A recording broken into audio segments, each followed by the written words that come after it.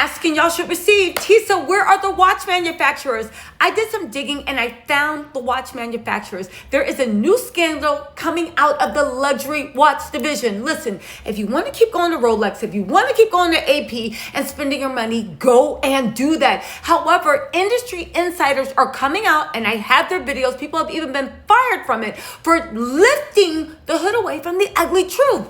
All the parts are made in China. 80% of the assembly is done in China, and then they ship it to the Swiss, they ship it to French, they ship it to the Italian, and they do a little this and that, and then they say it. Okay, yes, what is a dupe? Yes, it is not a real Rolex because it's not made from Rolex. I get that. But the fact that people are coming out here fighting for billionaires and 10,000 point markups, spend your money how you want, but beloved, you're going to have to believe a spade is a spade. Anyway, we found the Rolex thing. Keep in mind with China, as in everything in America, there are people that offer very low quality, poor dupes. Those are people asking for $5, and people that offer high quality, even down to diamonds. You need an agent. You need a supplier.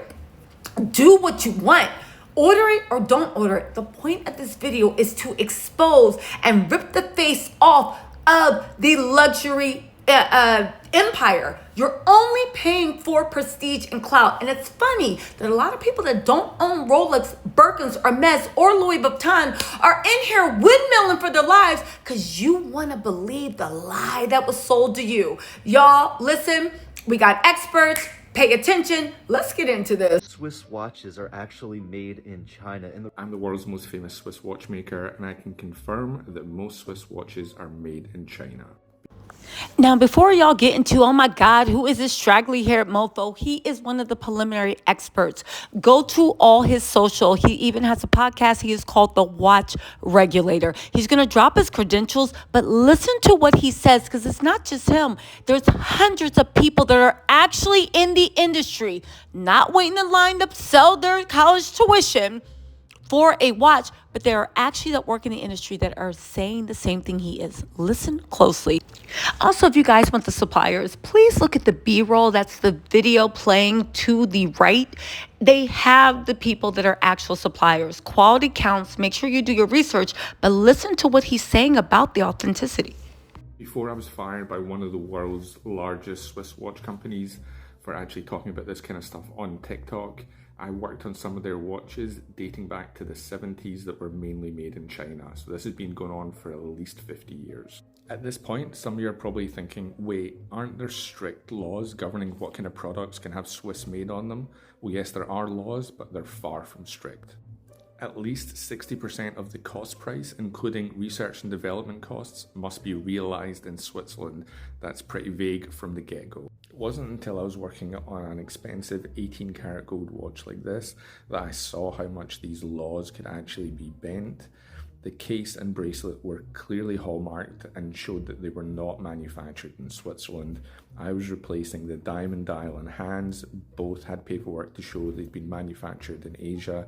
The only thing that looked like it'd been made in Switzerland was the movement of the watch, and as that was a cheap quartz battery movement, it was probably worth about $5, yet this watch was still stamped as Swiss made. So what did that really mean? And why isn't a huge multi-billion-dollar scam like this a massive global scandal?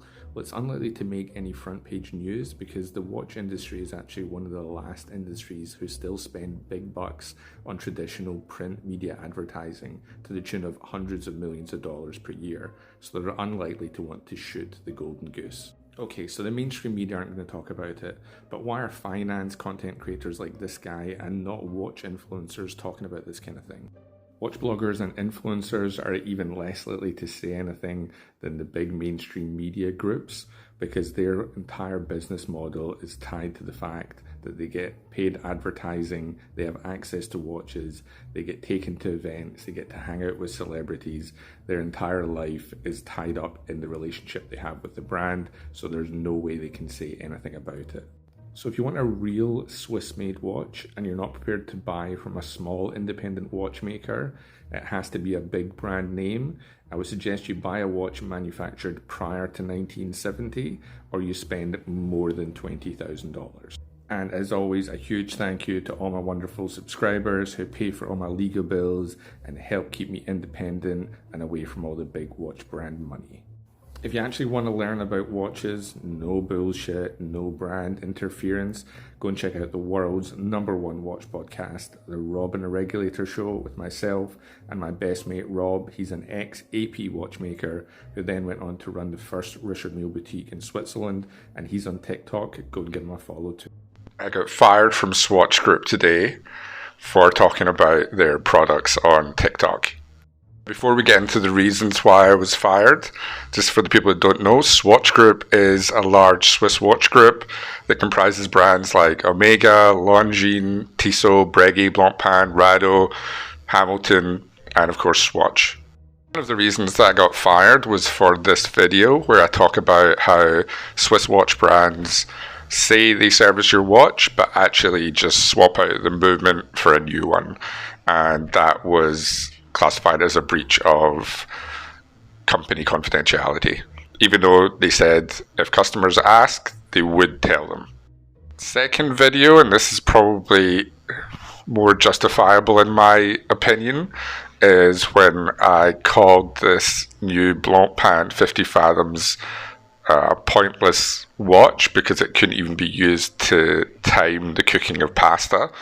And again, that was classified as bringing the company into disrepute and damaging their luxury brand name. Oh, and also, how could I forget when I talked about how Omega parts for watches weren't made in Switzerland, but were instead made in China. That's probably a big one. Probably totally unrelated, but my last monthly one-to-one with my line manager, which happened in December last year, I brought up the 60% average yearly staff turnover at Swatch Group, being 6 times the national highest average, and was told that the fact I brought it up was going to cause me a lot of problems with HR and that it was going to be bad for me. But this is probably all totally unrelated. Genuinely interested to see what the watch community thinks, if they think I was treated fairly or harshly, if they want to know this kind of information or they don't, and also very importantly, if they know of any jobs in watchmaking in the Melbourne or general Australia area. Going to be doing this as part 1 of an ongoing series of kind of what goes on behind the scenes at Swatch Group now that I can, where I can get a bit more into the weeds of the kind of toxic work culture and why they have that 60% staff turnover. If you want to hear more about my firing, including all the audio that I've recorded from every staff meeting I've had since I joined Swatch Group, go and subscribe to the Rob and the Regulator podcast, where we'll start breaking that down and releasing some of that content over the coming. The game has changed. You can buy an I-style AP from China. You can buy a Rolex Van Cleef from China. This trade war is not looking good for Europe and the USA. Guys, take a look at this Cartier. Oh my God, China saying, nah, fuck that. You lot wanting to go to war, we're gonna give you war. They are selling everything. My FYP has been transformed into China TikTok. I'm telling you, every single video I flick, take a look at this. There's so many people that are selling watches on TikTok right now. Every video that I'm flicking on my FYP is coming up as Chinese Rolex dealers, watch dealers. It's crazy. Oh my days.